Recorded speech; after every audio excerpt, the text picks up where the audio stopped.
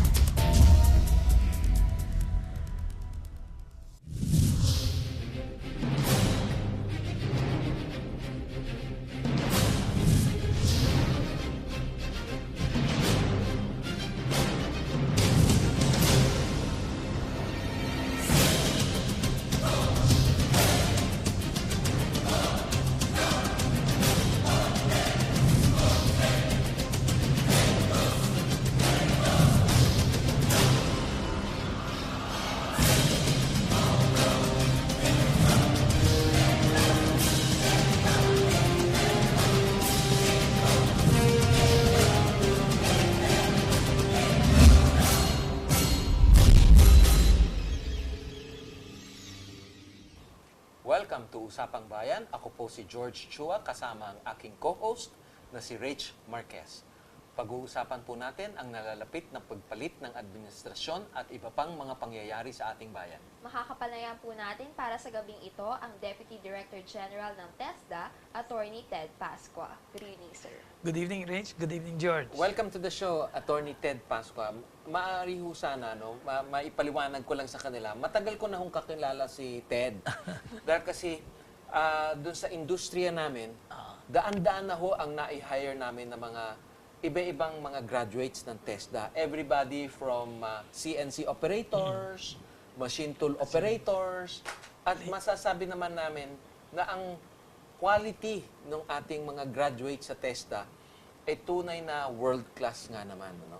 So, siguro bago natin pag-usapan ho ang TESDA mismo, Attorney Ted, no? Maybe you can tell us a little bit about, how you got involved with TESDA, ano ho ba ang background nyo, yung a little background about yourself. Well, it's a little bit unusual in the sense that for the last 27 years before I joined TESDA, I was in the active practice of law. I was a practitioner, ang sabi nga nila, litigation lawyer. But when former Secretary, now Senator-elect Joel Villanueva, called me up one time and said, I need somebody to help me in TESDA.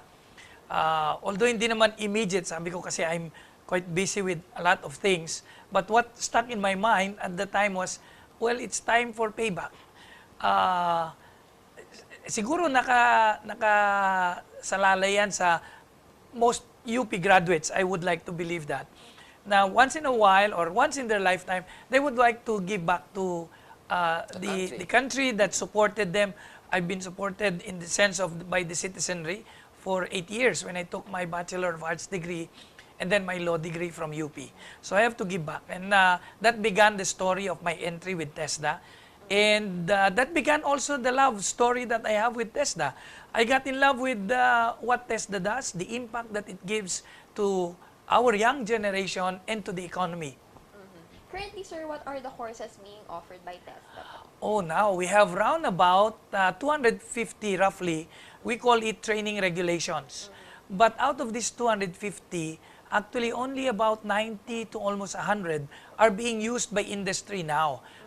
Precisely because perhaps in the previous years, ang concentration is to come up with courses, but because of the perhaps not too deep close relationship with industry, hindi masyadong relevant in a way, if you may use that word loosely, like for example, barbering. I mean, we have a course in barbering, which was segregated from hair dressing from the females. But then in Philippine economy, ang daming barbers, hindi naman kailangan nung certification. However, if you go abroad, in the Middle East, even the United States, they'll be asking, what proof do you have that you are capable of barbering? And if you just came from the usual route natin, without any certification, no training whatsoever, except, just look at the barber, do it and do it yourself, wala kang chance to get into foreign employment. But then, as I said, dito, hindi yan masyadong relevant because anybody can be a barber without any certification. But then if you compare that with heavy equipment operation and with the former business of George, that you deal with lathe operators, CNC machining, yung mga ganyan, una, they're hard to get. And then number two, they need to be trained before you really get into the operations. And then, kailangan may standard. Kasi if you don't get to train well, if you don't get to have a standard, a lot of damages can occur.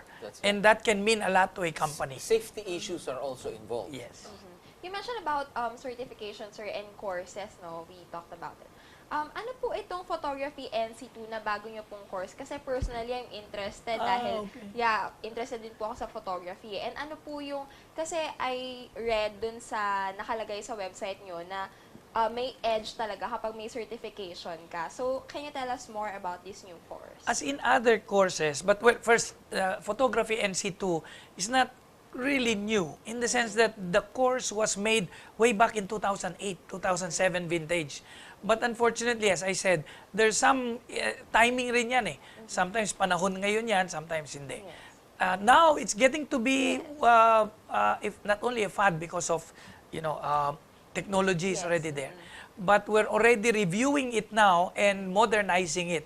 So if you're going to get a course, hopefully you'll get the modernized version. What would be the difference? Before, very essential and fundamental yung darkroom operations. Everybody knows now there's no such thing as darkroom. You go to a Photoshop, it's digital.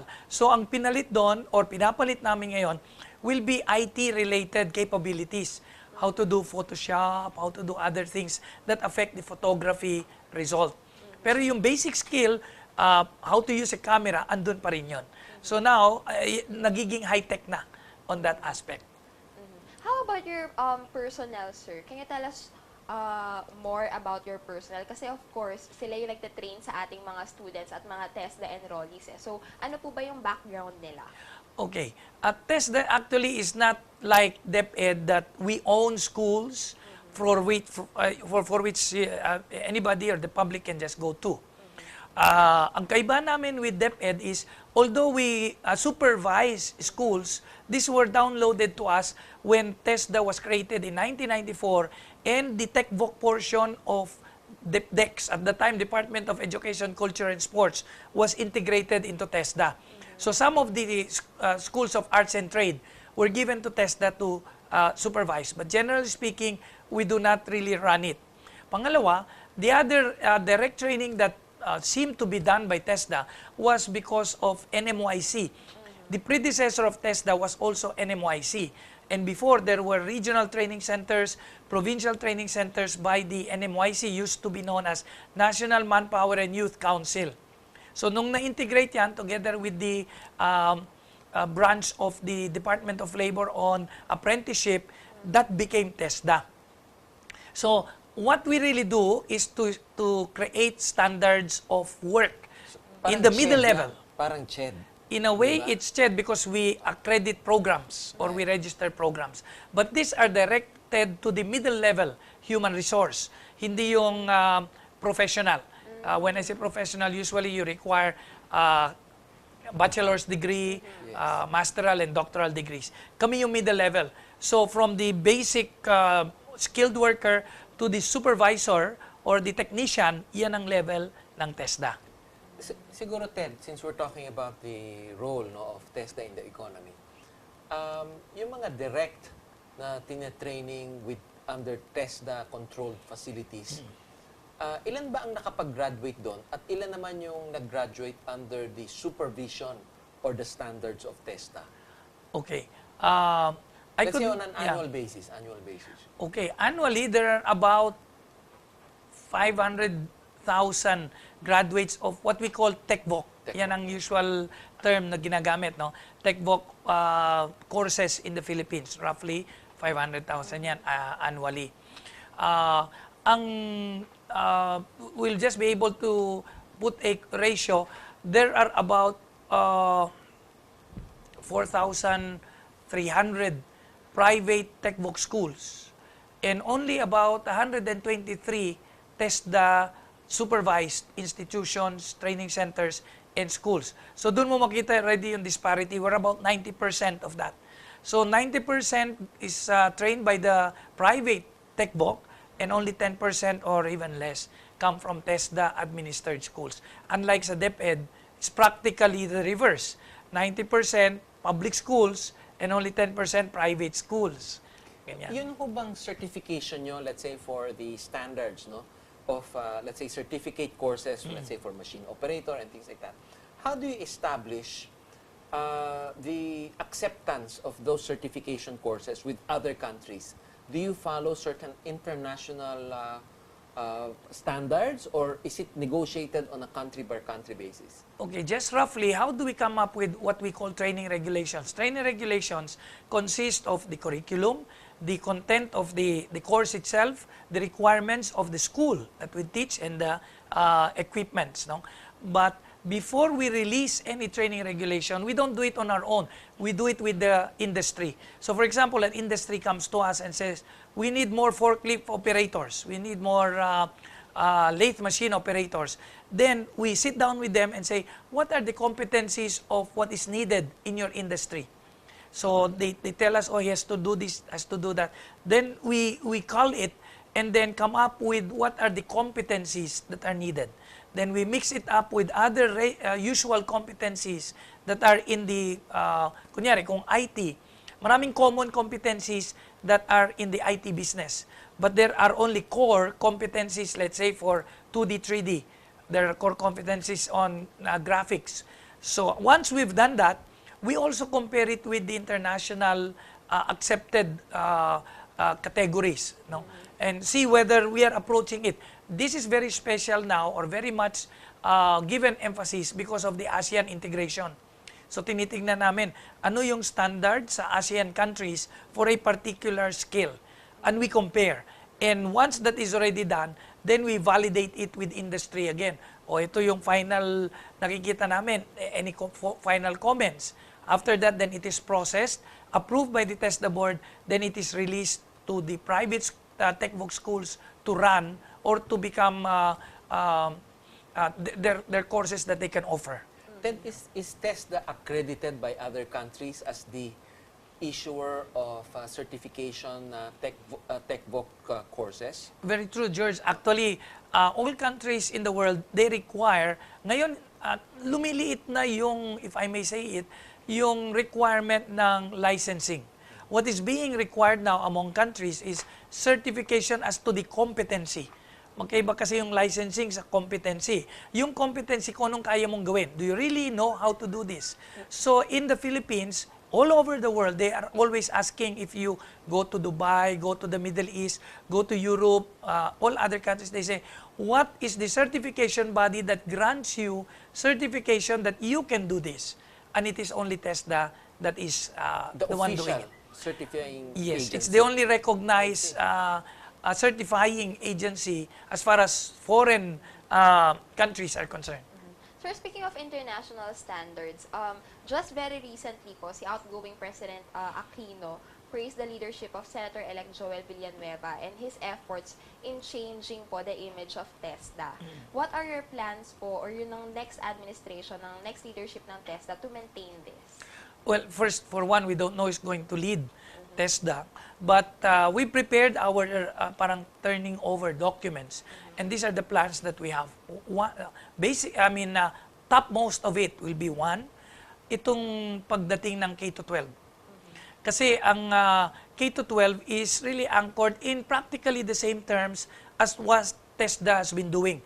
Meaning to say, you don't need to go to higher education, but what competencies can you acquire so that you can easily get to work?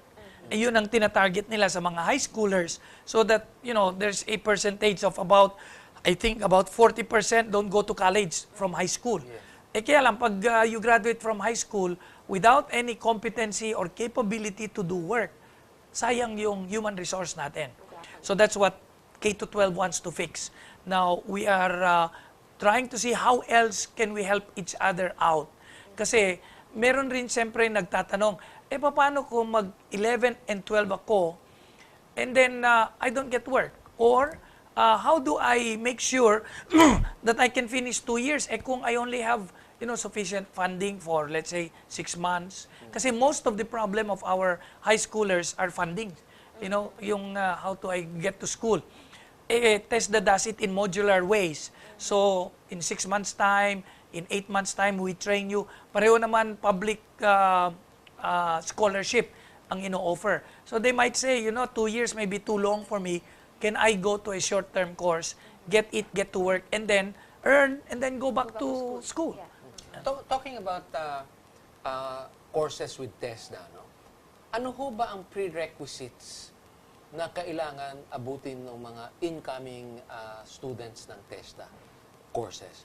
Kailangan ba silang makapagtapos ng high school o kung kahit na basta certain age lang sila na walang pinag-aralan, pwede na? Paano ho ba yun? Ano ho bang requirement? Like now, generally speaking, we put up 18 as the age. The reason solely being, because of our trainings that are modularized, short courses, kapag mag-aral ang 18-year-old, in about 6 months' time, he's already capable, but how can he work? The working age is 18. Sayang. Sayang na naman. So, we generally require 18 years of age, graduate sana ng high school. But we found out that there are capabilities that a non-high school graduate can do. That's precisely why we are open to OSYs, out of school youth. Mga hindi nakatapos na ng high school but they're 18, 19, 20 years old. There are some competencies that don't really require that you need that formal requisite. So, for so long as number one, you pass yung aming tinatawag na profiling. It helps us to counsel kasi sabihin nila, government spend naman yan, gusto ko mag-welding. Mahina ang mata. Pero gusto kasi, siyempre, narinig, pwede abroad yan, etc. So, profile namin. And in counseling, we tell them, dito ka magaling. Kung pwede, ito na ang kunin mo. No? So, kumbaga, more often than not, nakikinig naman yung mga kabataan, yun na kinukuha. It's a good way to advise our young people who may just be forced because of attractiveness of certain professions or work na gusto nila when actually their inclination is not it. When you say it's a government spend, ang ibig nyo hubang sabihin ang gobyerno ang nagbabayad ng kanilang tuition? In TESDA, we have at least 3 main scholarships. We call it the Training for Work Scholarship Program. The other one is PESFA, that is the Public Education Scholarship. This is for private schools, no? And then we have this STEP program, which are short-term courses, given toolkits so that students or individuals can get to work immediately. Pero hindi kumpleto yung kanilang, sabihin mo, national certificate, they don't get it. Most often than not, they only get yung competencies. Like, if it's na automobile servicing, what they know is not the whole course of automobile servicing, but let's say, tune-up of gas-powered engine. Yung brake, hindi na nila muna pag-aralan yan. Yung sinabi niyong 500,000 graduates, ilan percentage ho doon ang more or less parang scholar or hindi nagbabayad? Usually quite a huge, the majority really is Like 60% scholarship. or Yes, or even more. Kasi ang makita naman natin sa society natin, una, there's still the prejudice. Who wants to go tech-voc?